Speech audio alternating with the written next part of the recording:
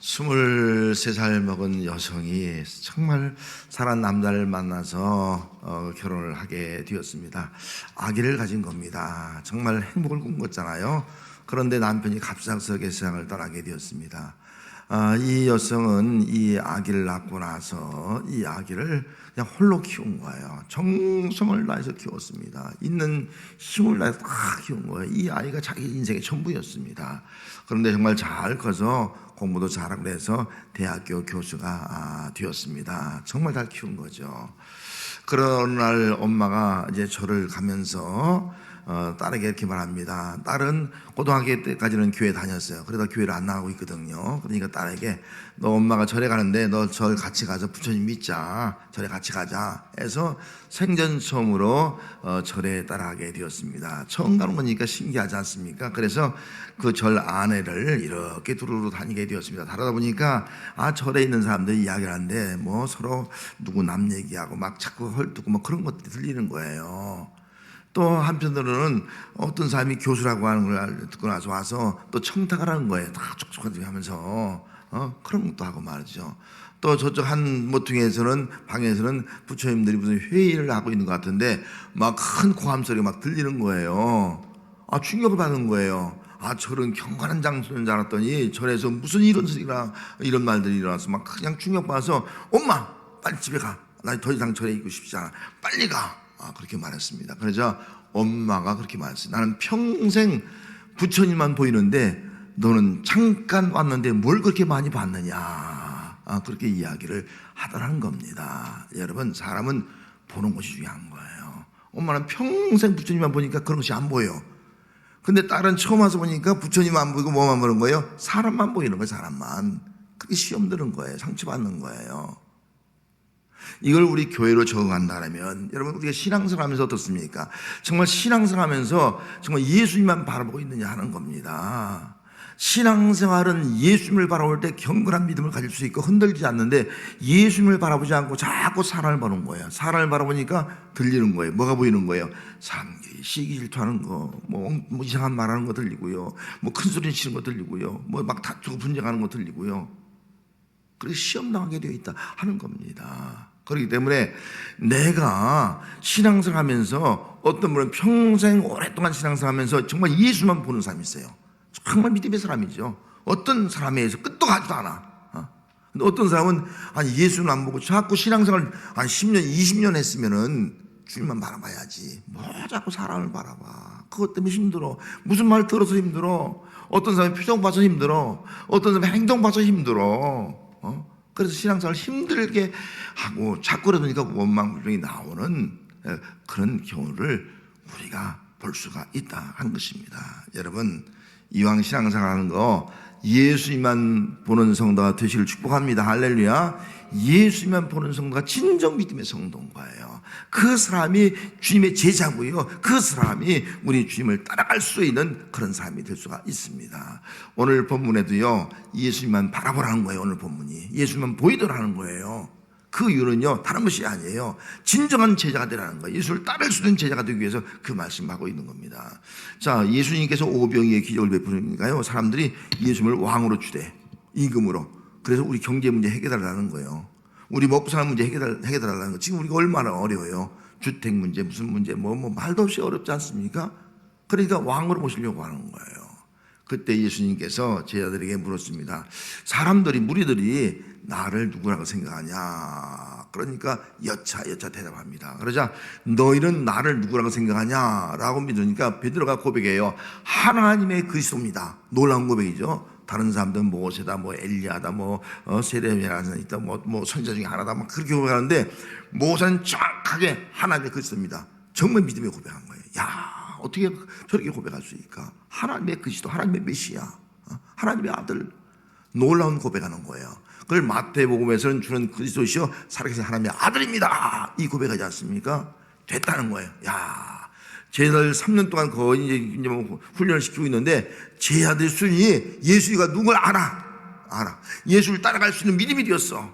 그래서 예수님이 이 땅에 오신 목적을 제자들에게 알려주고 있습니다. 그 목적이 바로 인자가 많은 고난을 받고 장로들과 대장들과 서기관들에게 버림받아서 죽임을 당하고 3일 후에 살아나리라. 아니, 우리는 예수님이 왕 되는 것을 바라보고 있는데 예루살렘에 올라가서, 근데 예수님이 하신 말씀이 올라가서 많은 고난을 당한대, 십자가에 죽는데, 이게 말이 됩니까 이거?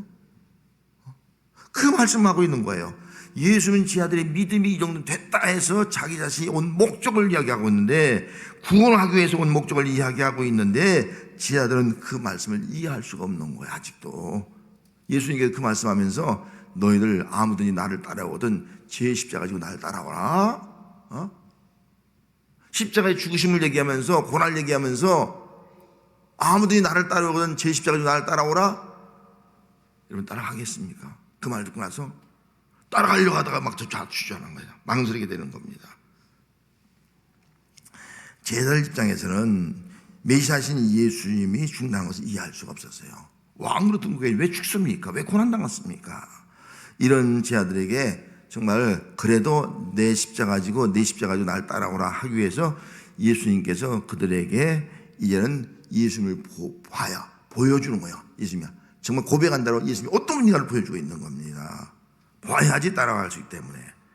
예수님을 보면 예수님을 따라갈 수 있습니다. 예수님을 보면 자기 십자가를 지고 예수님을 따라갈 수 있게 되기 뜻입니다. 그래서 시내 이 조그만 산에 올라가는데 그 산이 그냥 일명 변화산이라 그렇게 이야기하죠.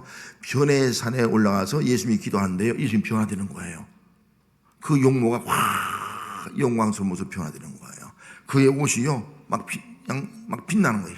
빛나는 모습 변화되는 거예요. 이 영광스러운 모습을 보여주게 됐습니다. 또 이 영광스러운 모습을 보여주는데 보니까 또 두 사람이 나타나. 근데 모세와 엘리야가 나타나. 모세는 율법의 대표고 또 엘리야는 선지서의 대표가 아니겠습니까? 그분이 나타나서 함께 이야기하는 거예요. 얘기하면서 예루살렘에서 예수님이 별세 죽을 것을 얘기하고 있는 거예요.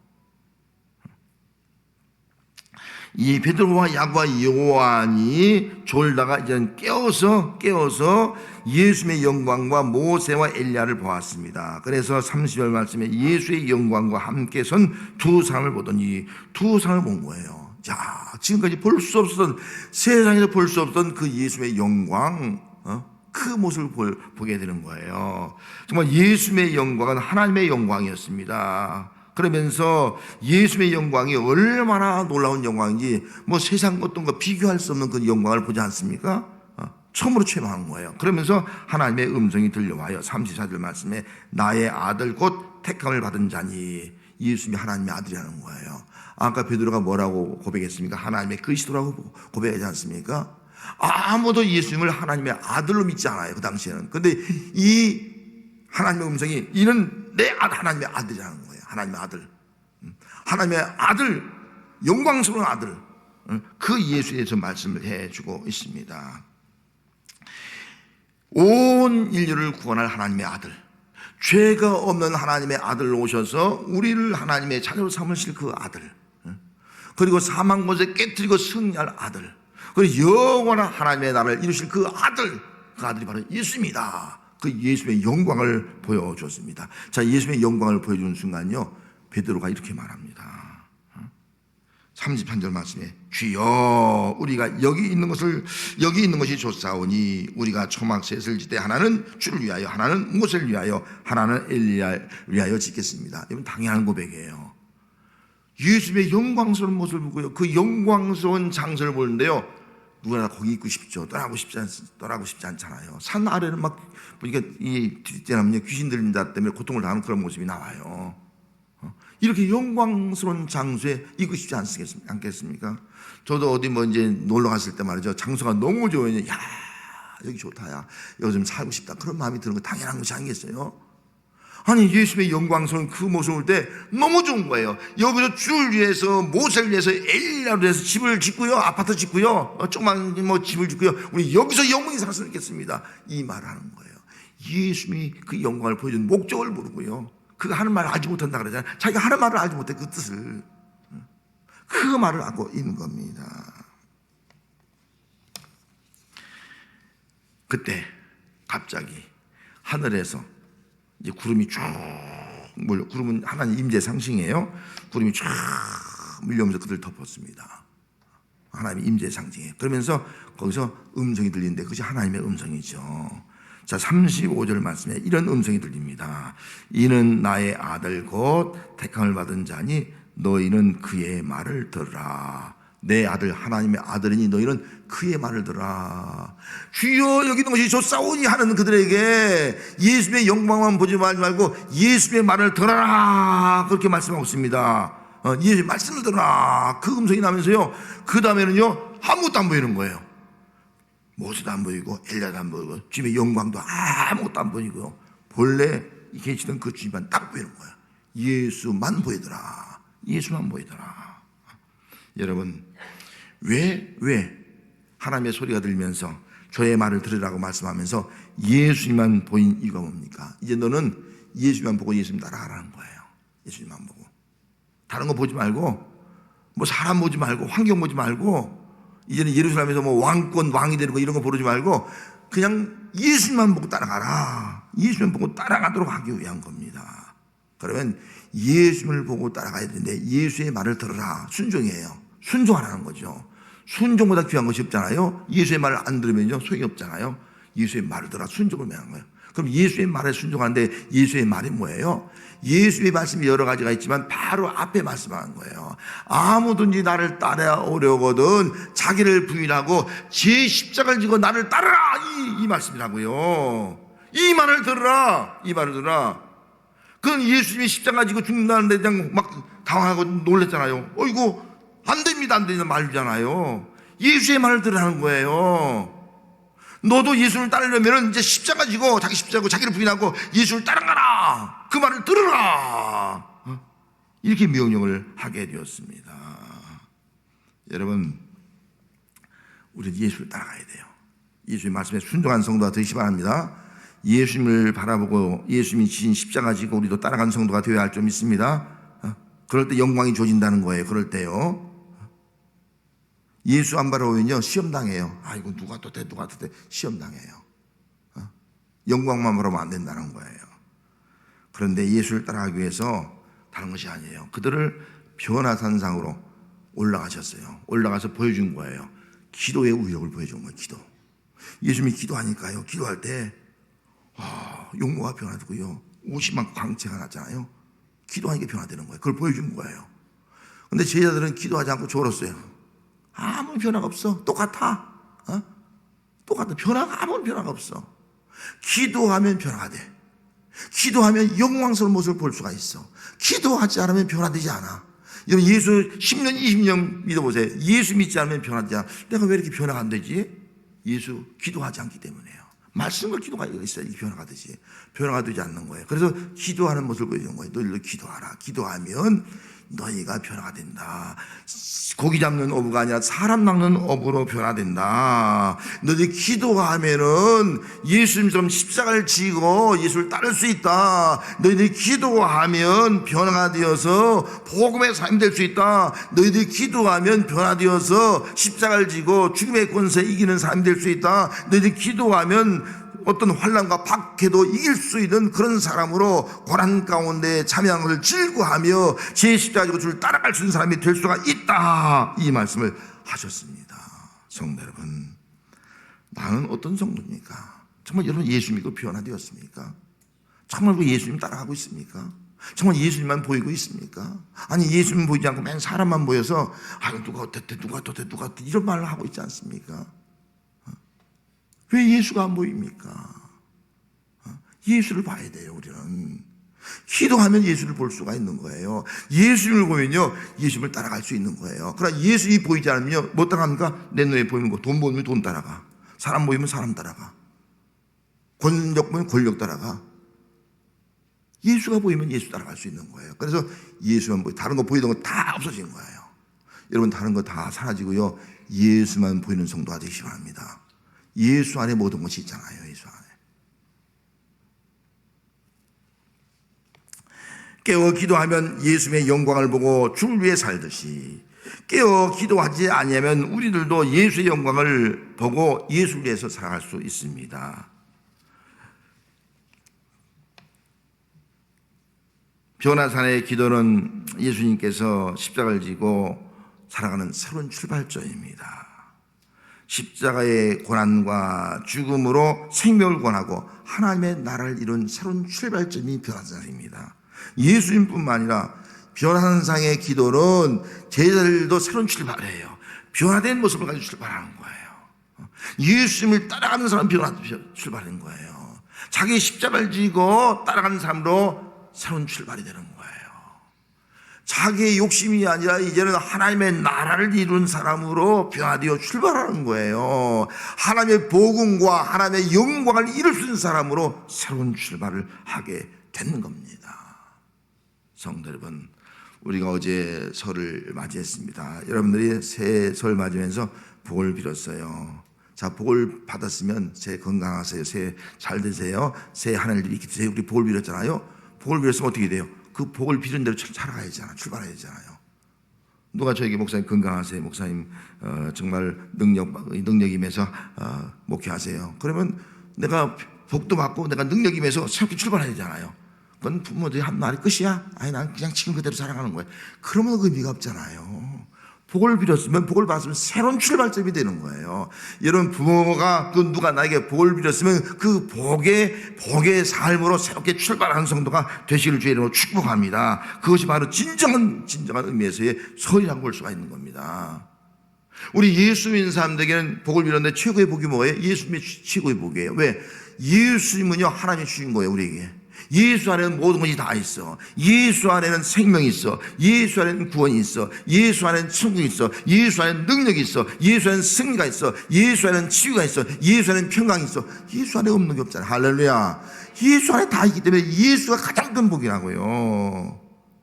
그렇다면 오늘 우리는 예수님을 봐야 돼요. 영광의 예수님을 체험해야 돼요. 영광의 모습. 그래서 예수님을 따라가 예수님을 보고 살아가는 삶을 살아야 돼요. 새로운 출발이 돼요. 예수를 바라고 내가 출발한 새로운 출발점이 돼야 되는 거예요. 베드로가 이제 예수님을 봤잖아요. 마태복음 14장에 보면요, 베드로가 제자들이 배를 타고 건너가요. 갈릴리 호수를 건너는데 막 밤이니까 막 풍랑이 일어나고요, 막 파도가 치는 거예요. 겁이 나는 거예요. 그런데 바다 위로 누가 걸어와요.